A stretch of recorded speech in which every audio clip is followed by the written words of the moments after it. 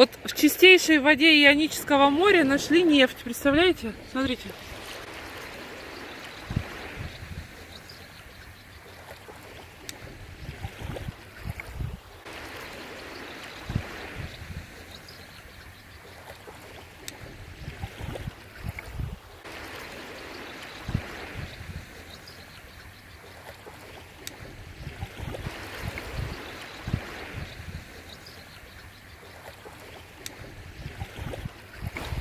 А вот на вопрос экологичности пляжа. Ну да, тогда вопросов нет.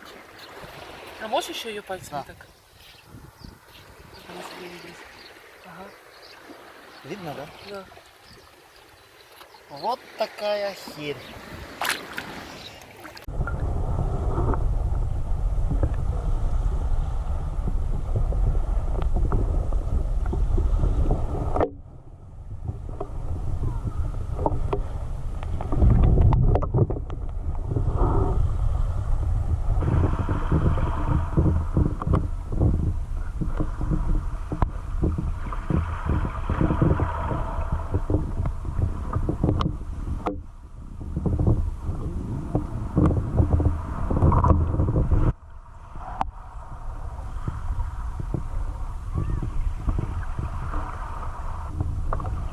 А это то, в каких объемах топливо автомобильное уходит в атмосферу Земли.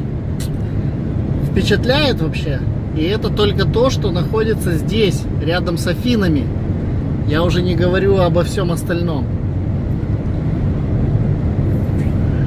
Вот это все из этих баков уйдет в атмосферу. Осядет на деревьях, продуктах.